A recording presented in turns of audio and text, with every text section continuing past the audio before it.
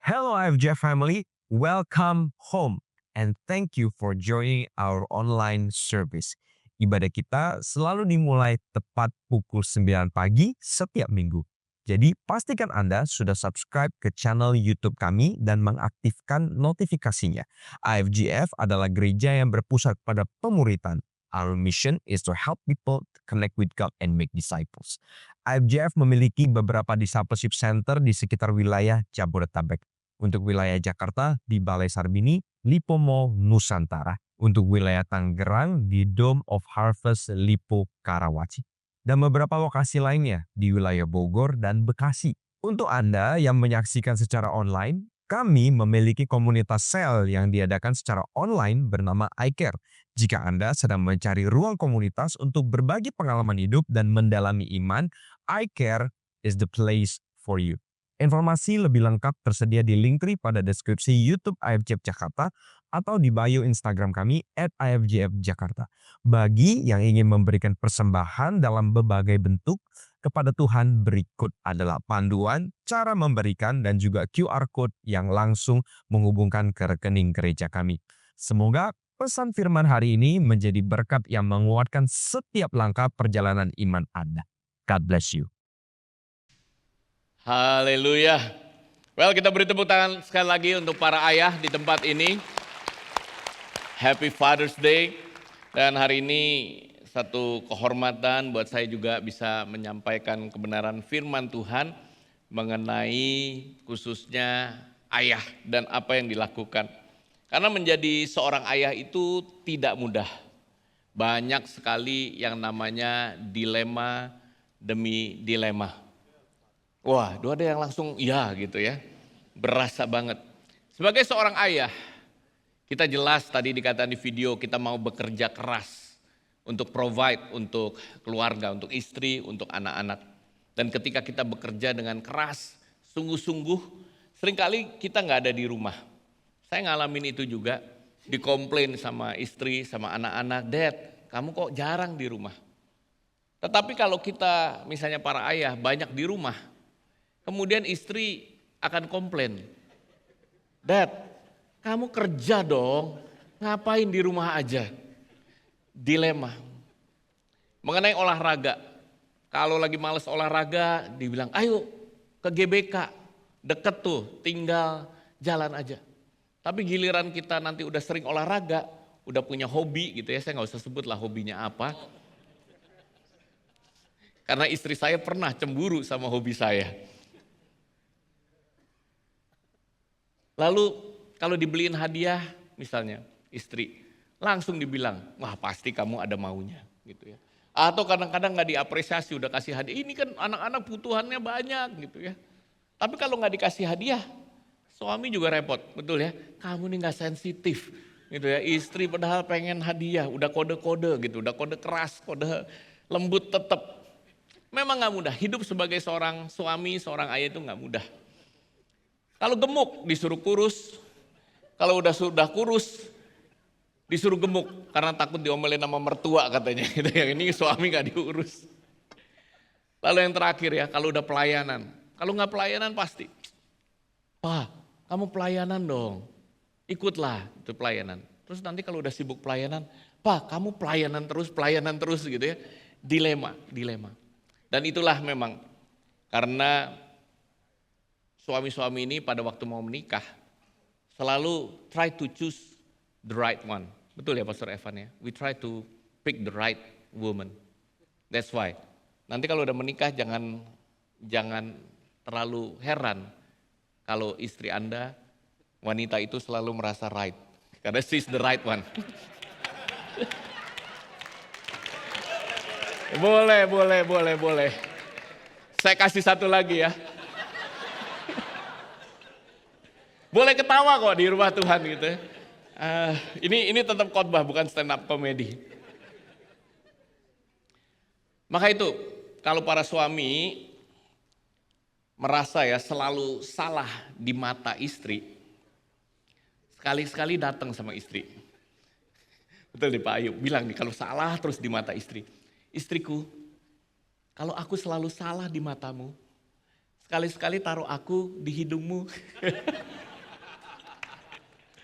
Itu ya kalau lagi ada yang geleng-geleng, gak setuju. Dan satu lagi memang kalau jadi ayah gitu ya, kadang-kadang nggak mudah. Di sini para kids, para anak-anak, Anda harus mengapresiasi ayah kalian. Karena ayah kalian itu bisa lulus sekolah, kuliah tanpa chat GPT. Beri tepuk tangan.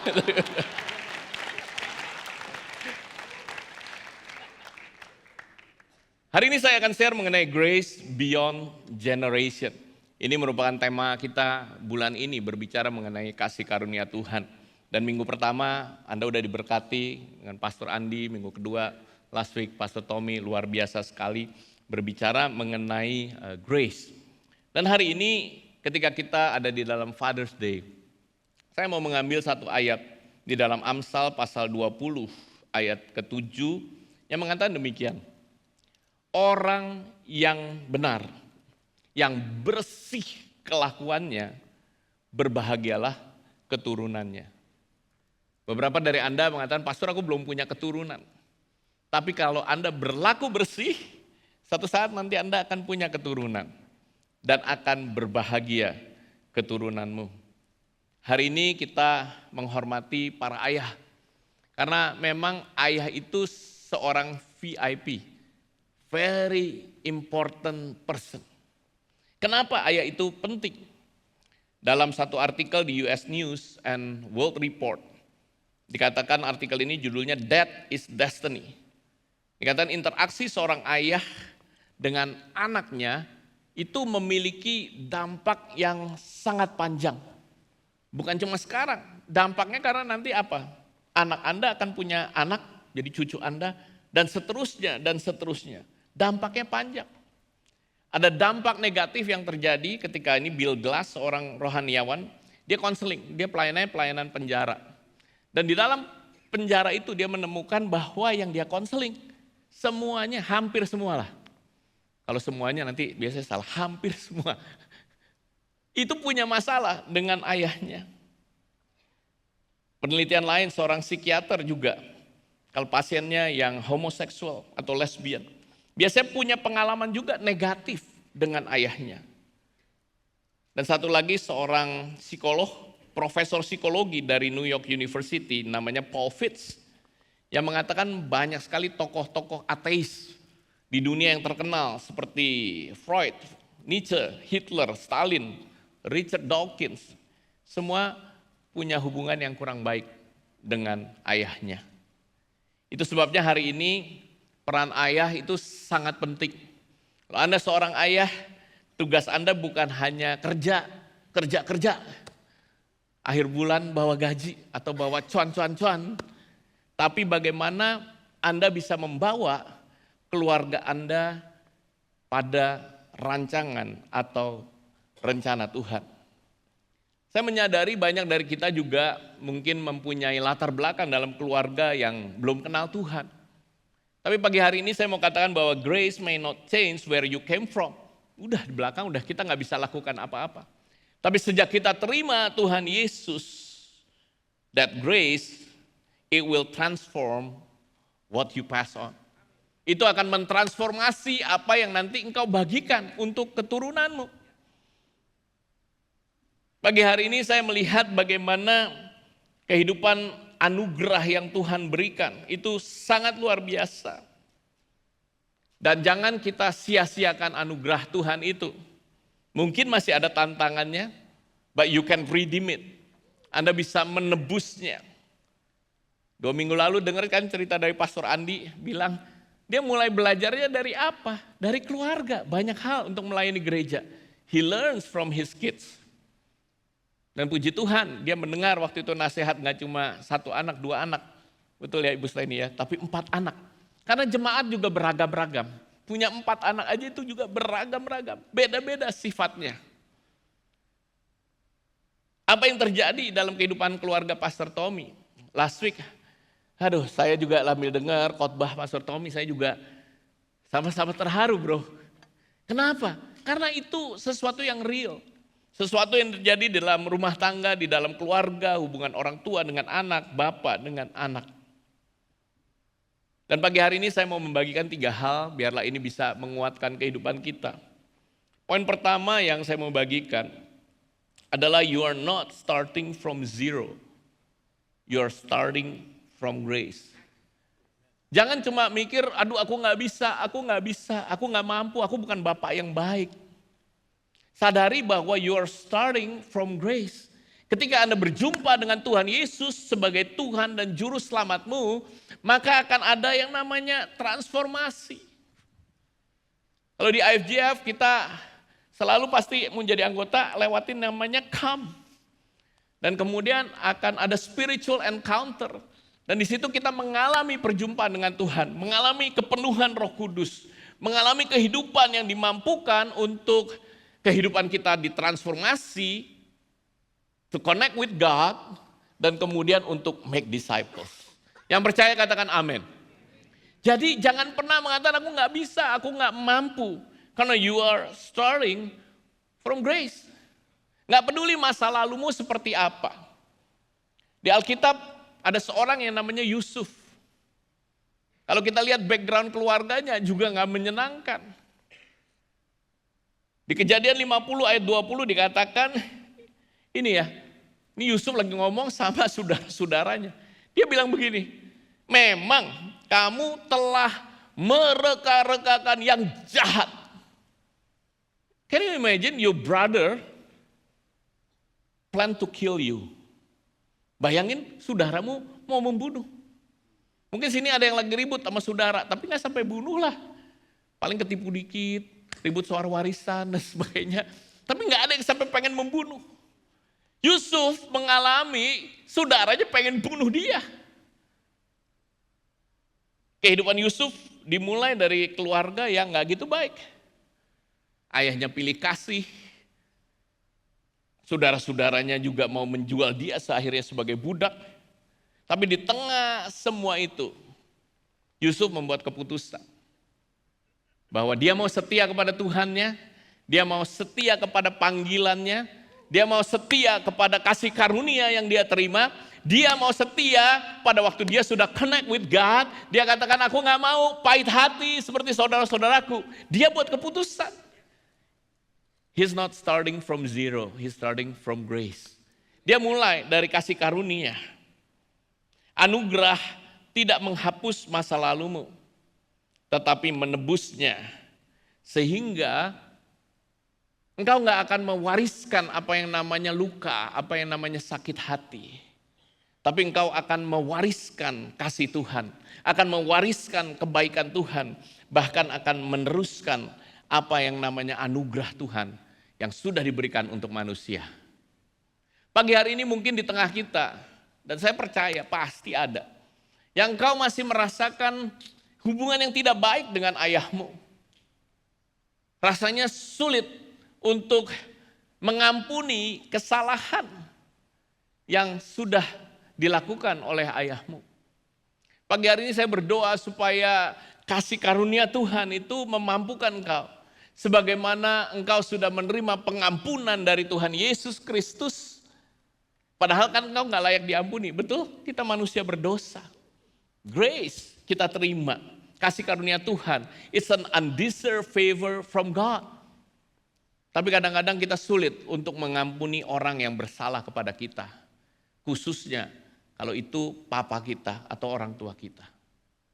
Pagi hari ini kalau engkau masih mempunyai sakit hati, bitterness, I pray that you can forgive your father. Anda bisa mengampuni ayahmu. Dan di dalam kehidupan kita, saya juga berdoa supaya kita nggak akan meneruskan apa yang namanya hal yang buruk yang sudah kita terima di masa lalu. Atau cara-cara pendidikan yang kita lihat, wah ini nggak sesuai dengan kebenaran firman Tuhan. Kalau kita melihat sistem pendidikan di dunia ini saat ini, begitu banyak yang sangat menekankan apa yang namanya intelektual. Betul? Kita pun pada waktu itu dinilai kebanyakan intelektual. Raport, saya masih ingat. Yang penting aman, biru semua. Saya baru ngomong sama anak saya yang nomor 3, dia baru keluar tuh IP-nya. Yang saya tanya, gimana kelas-kelasnya? IP-nya berapa? Yang saya tanya apa? IP, intellectual. GPA-nya berapa? Banyak dari kita juga akan menilai kemampuan akademik anak-anak kita dari intelektual. Saya bersyukur saya ada di komunitas semi homeschooling di VCA, di mana selain ininya juga dinilai harus penting, tapi ada karakternya yang dinilai juga. Poin kedua yang saya mau bagikan, your faithfulness today is a gift for tomorrow. Kesetiaanmu kepada Tuhanmu itu adalah sebenarnya gift for tomorrow. Your faithfulness, kesetiaanmu untuk mengikuti kebenaran firman Tuhan itu menjadi satu hadiah untuk masa depan, untuk anak-anakmu, untuk keturunanmu. Bapak orang beriman Abraham di Kejadian 18 ayat 19. Dikatakan demikian, sebab aku telah memilih dia, memilih Abraham, supaya diperintahkannya kepada anak-anaknya, supaya mereka hidup menurut jalan yang ditunjukkan Tuhan. Abraham pada saat itu belum punya anak. Ini kalau lihat konteksnya, ini sebenarnya lagi pusing soal Sodom dan Gomora. Tapi di tengah semua itu Tuhan ingatkan, Abraham, nanti ya kalau kamu punya anak, kamu harus perintahkan. Bukan cuma kalau anakmu mau, bolehlah kamu ajak ke gereja. Kalau anakmu mau, ajaklah baca Alkitab. Kalau anakmu mau, kamu doakan. No, it said perintahkan. Itu sangat penting khususnya untuk para banyak bapak-bapak sini anaknya masih muda-muda, maksudnya masih balita atau masih SD. Itu memang penting untuk kau perintahkan. Karena kalau udah remaja udah lebih sulit, apalagi kalau udah dewasa. Karena ada orang tua yang datang sama kami, Grace dan saya, Pak gimana Pak, ajak anak saya ini sekarang gak mau ke gereja Pak, gitu ya. Terus saya juga cuma bilang kadang-kadang sama orang tua ini, itu bukan di gereja FGF, gereja lain. Kamu sendiri ke gereja gak? Ya Natal dan Paskah Pak kami ke gereja. Ya kalau kamu hanya cuma Natal dan Paskah gimana mau ngajak anak kamu. Intinya penting bagi kita orang tua juga untuk meneladankan your faithfulness today is a gift for tomorrow. Abraham dalam kehidupannya dia gak sempurna, tapi dia ingat untuk mewariskan imannya. Seringkali di Alkitab kita bisa melihat bagaimana disebut Allah itu menjadi Allah Abraham, Ishak, dan Yakub. Gak putus cuma Allahnya Abraham, lalu Ishaknya ke tempat lain. Milih Allah yang lain. Abraham bukan hanya penerima janji Allah, tetapi dia mewariskannya. Di dalam Kejadian 21 ayat 33 ada suatu tindakan yang sangat luar biasa menurut saya. Karena pada saat itu dikatakan Abraham itu nanam pohon. Nama pohonnya pohon tamariska, tamaris. Nggak banyak di sini, saya juga research. Tapi ini bukan pohon yang ditanam sekarang langsung tahun depan keluar atau berhasil. Ini paling cepat 15 tahun, bahkan bisa sampai 40 tahun. Dan ini menandakan sesuatu bahwa Abraham melakukan sesuatu bukan hanya untuk dirinya, tetapi supaya nanti keturunannya pun bisa lihat sesuatu yang dia lakukan saat ini atau sekarang. Dan ini yang penting untuk kita ingat sebagai orang tua juga. Keputusan kecil yang kita ambil, kesetiaan kita untuk setia terhadap firman Tuhan mungkin tidak terlihat. Tetapi langkah kecil, pilihan kecil seperti menanam pohon nantinya diam-diam tanpa kita sadari bisa menjadi sesuatu yang besar. Yang percaya katakan amin. Mulailah membangun dengan hal-hal yang kecil. Kita dalam kitab Samuel kita juga berbicara ya, udah beberapa waktu lalu tentang ada yang namanya tempat yang namanya Ebenezer. di mana artinya adalah sampai di sini Tuhan itu sudah menolong kita. Sampai di sini Tuhan menolong kita. Seberapa sering Anda di dalam keluarga ngobrol mengenai Tuhan bersama-sama? Kami bersyukur, kami juga kadang-kadang hilang konsistensinya. Tapi beberapa waktu lalu Tuhan ingatkan kepada saya dan Grace, kamu harus konsisten ya. Sehingga kita menentukan hari yang kita sepakati bersama. Jadi kami ngobrol ya berenam, next ada slide foto keluarga. Kami berenam, kemarin saya lagi pikir-pikir sih mau kasih foto keluarga enggak. Tapi saya ngikutin polanya Pastor Andi, polanya Pastor Tommy. Jadi gak mau kalah gitu ya. Jadi ada foto keluarga. Jadi kami berenam, walaupun Brian saat ini nggak ada, kita video call. Dia masih menyelesaikan tesisnya di Utrecht di Belanda. Tapi kami video call. Dan kita come up with the names, ini adalah WhatsApp Wednesday. Jadi apa kabar di hari Rabu gitu. Dan kita akan menanyakan mulai, what's up dad gitu ya. What's up mom, what's up Nathan, what's up Brian, what's up Alvin, what's up Kendra. Dan kemudian kita bisa cerita what's going on in our lives dalam seminggu. Mungkin firman Tuhan yang Tuhan bicara, hal baik, bahkan hal yang kurang baik. Saya katakan kita boleh cerita semuanya, tantangan. Supaya apa? Supaya kita bisa mengerti. Supaya kita bisa mengerti apa yang sedang terjadi. Supaya kita bisa tahu apa yang sedang Tuhan kerjakan di dalam setiap kehidupan kita masing-masing. What's up Wednesday? Poin ketiga, poin terakhir. Your faithfulness will inspire a vision that is greater than yourself. Ada momen dalam kehidupan Daud ketika di akhir-akhir masa pemerintahannya dan dia mau mewariskan tahtanya kepada Salomo, anaknya. Di dalam 1 Tawarikh 28 ayat 9 sampai 10 dikatakan, dan engkau anakku Salomo, kenallah Allah ayahmu dan beribadahlah kepadanya dengan tulus, ikhlas dan dengan rela hati. Sebab Tuhan menyelidiki segala hati dan mengerti segala niat dan cita-cita. Jika engkau mencari Dia, maka Ia berkenan ditemui olehmu. Tetapi jika engkau meninggalkan Dia, maka Ia akan membuang engkau untuk selama-lamanya. Kata kenalah di dalam 1 Tawarikh 28 ini, itu warna kuning di situ.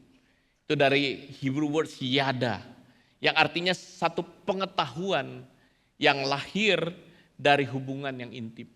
Pengetahuan yang lahir dari hubungan yang intim. Itu sebabnya saya juga bersyukur ada momen, bahkan diingatin terus ya, satu pasal satu hari. Itu baca Alkitab. Anak-anak tahu bahwa papanya pasti baca Alkitab setiap hari. Ya momen mungkin nggak sempurna ada. Tapi mereka bisa lihat saya menjurnal apa yang saya dapat setiap hari dari firman Tuhan. Pengetahuan yang lahir dari hubungan yang intim. Pada waktu Daud mewariskan tahtanya, dia nggak cuma sekedar mengatakan, Salomo, kamu kayak Dedi ya, gitu ya. Ikuti kesuksesan Dedi, bisa menyatukan nih semua Israel. Kerajaan semua, wah luar biasa besarnya. Ikuti kesuksesanku. Dia nggak bilang begitu. Dia nggak cuma bilang, ambillah ini mahkotaku dan teruskan legacy nama baikku. Dia nggak cuma bicara nama baik keluarga, dia bicara nama baik Tuhan, saudara. Dia bilang, kenallah Allahku, kenallah Allahku. Bahkan di 1 Tawarikh 22 ayat 5, Daud bilang begini, rumah Tuhan yang harus didirikannya oleh Salomo haruslah luar biasa besarnya. Haruslah luar biasa besarnya. Sehingga menjadi kenamaan dan termasyur di segala negeri. Sebab itu baiklah aku mengadakan persediaan baginya. Daud ingin agar rumah Tuhan ternama, agar nama Tuhan ternama. Bukan cuma sekedar Salomo yang ternama. Itu sebabnya saya mau katakan pagi hari ini tanggung jawab seorang ayah juga adalah mempersiapkan arah hidup dari anak-anaknya. Mazmur 127 kan bilang anak-anak itu seperti apa? Anak panah, siap diluncurkan.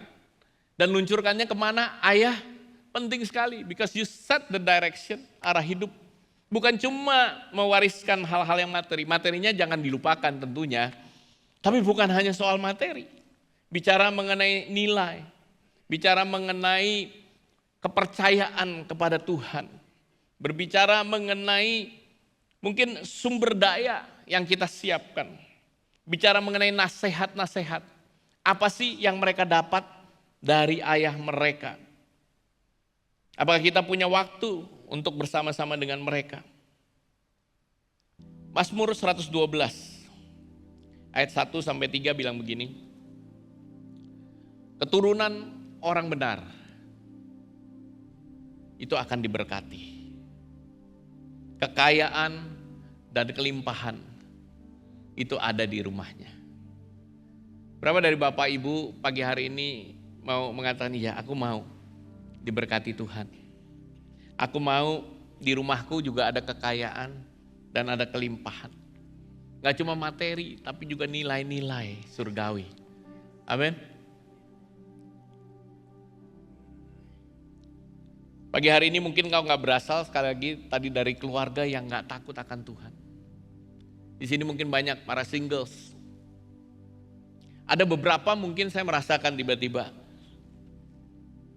apa memang perlu aku menikah? Kayaknya aku melihat kehidupan orang sekarang banyak yang cerai. Lebih baik aku sendiri. Pray again. Datang sama Tuhan. Karena rencana awalnya Tuhan mengatakan memang ada sih yang punya panggilan hidup sendiri, tapi itu persentasenya sangat kecil. Tuhan mau supaya manusia itu, pria, wanita, untuk menikah. Untuk memperoleh keturunan juga. So pray. Kalau engkau merasa gak perlu menikah, pray again. Kalau mungkin kau juga yang sudah menikah, atau baru menikah, atau merencanakan menikah, lalu juga mungkin punya pemikiran, nanti aku gak mau punya anak deh. Banyak sekarang pandangan-pandangan dunia. Pastor Jimmy udah mengatakan tuh, what is truth? Apa sih kebenaran? Mau lihat apa kata dunia atau apa kata firman Tuhan? Pray again. Baca firman, apa yang Tuhan mau.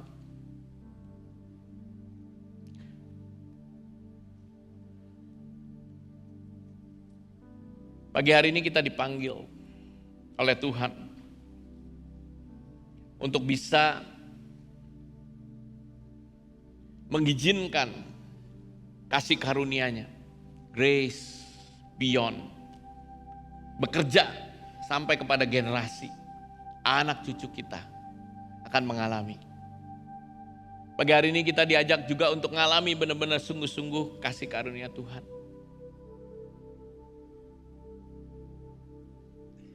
Untuk kembali kepada Bapa kita di surga.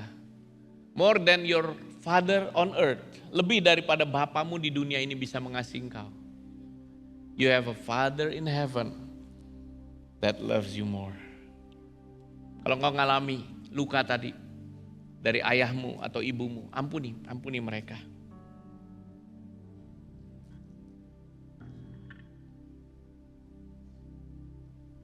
Lagu Anugerahmu seperti perisai. Waktu itu saya tulis liriknya. Yang menulis lagunya teman saya, Jonathan. Tapi waktu menulis itu saya benar-benar waktu dalam posisi memang datang sama Tuhan. Maka itu saat ku datang ke hadirat-Mu, ku sujud menyembah-Mu. Kaulah Tuhanku dan sahabatku dalam setiap area kehidupanku. Dan Mazmur 5 ayat 13. Sebenarnya Mazmur 5 the whole thing lagi itu saya baca Mazmur 5. Itu doanya Daud di pagi hari. Dan saat ini saya juga mau waktu kita menyanyikan ini, ayo datang sama Tuhan. Engkau Tuhanku, Engkau sahabatku dalam setiap langkah kehidupanku. Dan untuk para ayah, berdoa. Gak harus hal-hal yang buruk itu terus terjadi. You can make a difference. Kalau Roh Kudus mengatakan kau untuk melakukan satu perubahan demi perubahan, ayo lakukan itu. Akan ada pemulihan hati bapa kepada anak, hati anak kepada bapa. Berdoa supaya Roh Kudus bekerja dan menjamah hati kita. In Jesus name. Yuk, nyanyikan. Saat ku datang di hadirat-Mu, ku sujud menyembah-Mu. Kaulah Tuhanku dan sahabatku dalam segala jalanku. Kau memagari aku dengan anugerah-Mu, rahmat-Mu seperti perisai di sekelilingku. Yuk kita bangkit berdiri sama-sama. Hanya Engkaulah penjaga jiwaku, sahabat setia di dalam hidupku. Kebaikan-Mu, kesetiaan-Mu membuat hatiku percaya padamu. Hanya Engkaulah penjaga jiwaku, sahabat setia di dalam hidupku. Kebaikan-Mu, kesetiaan-Mu membuat hatiku percaya padamu. Hanya Engkaulah penjaga jiwaku, sahabat setia di dalam hidupku. Kebaikan-Mu, kesetiaan-Mu membuat hatiku percaya padamu. Saya rindu untuk berdoa di akhir ibadah ini untuk beberapa hal. Pertama, kalau pagi hari ini engkau masih mempunyai kekesalan, pahit hati, kemarahan kepada ayahmu. Pagi hari ini Roh Kudus katakan ampuni. Sebagaimana engkau terima kasih karunia Tuhan, pengampunan dari Tuhan, engkau ampuni. Itu mungkin papamu atau bahkan mamamu. Forgive them. Kalau itu adalah engkau, saya gak akan minta maju, tapi saya perlu tahu bahwa you are here. Angkat tanganmu, lalu kau boleh turunkan lagi. Angkat tanganmu, kau boleh turunkan lagi. I just want to see you. Terima kasih. Angkat tanganmu, turunkan. Terima kasih. Angkat tanganmu, turunkan. Ada lagi. Bapak, aku berdoa untuk setiap tangan tadi yang terangkat dan kemudian mereka menurunkan lagi, gak apa-apa. Tapi kami tahu Tuhan, kami tahu bahwa Engkau sedang mengerjakan sesuatu.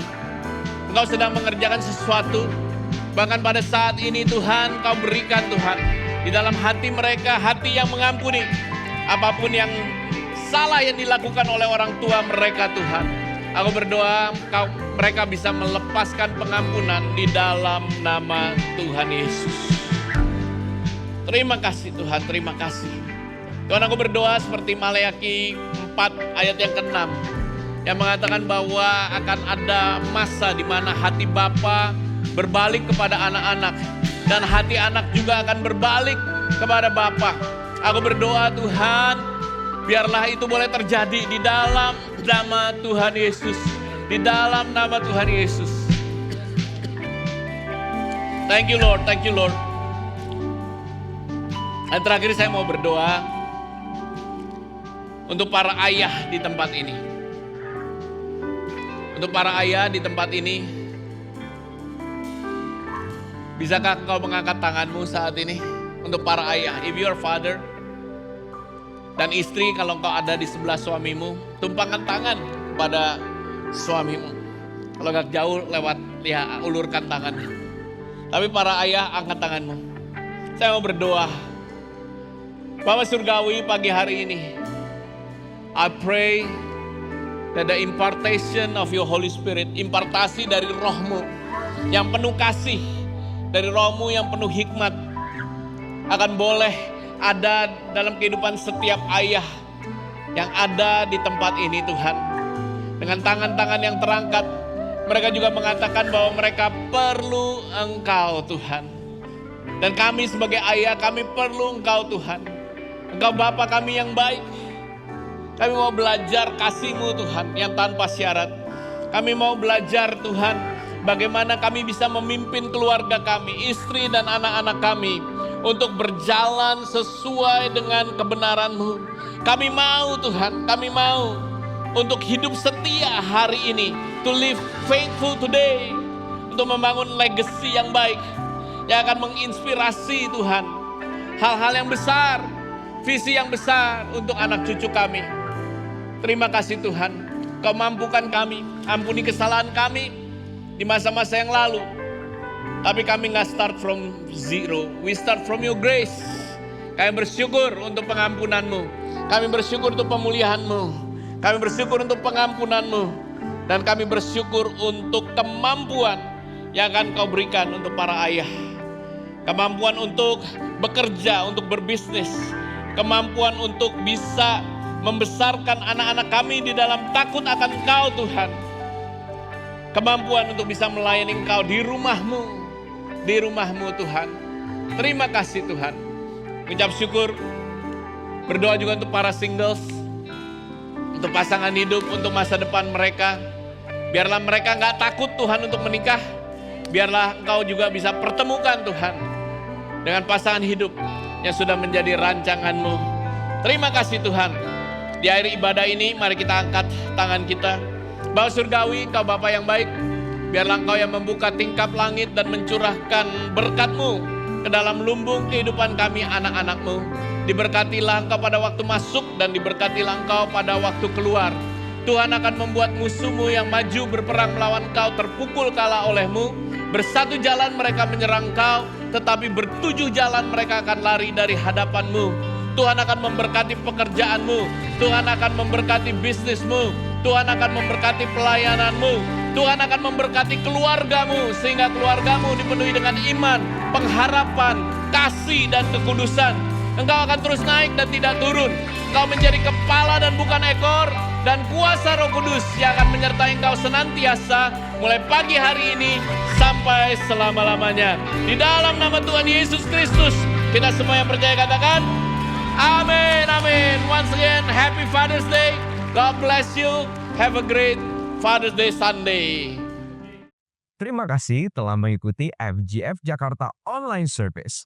Sampai bertemu lagi minggu depan, FGF Family. Jika Anda membutuhkan dukungan doa, silakan klik tombol prayer request di Linktree untuk mengisi form dan tim pastoral kami akan mendoakannya bagi Anda. God bless you church and have a wonderful day.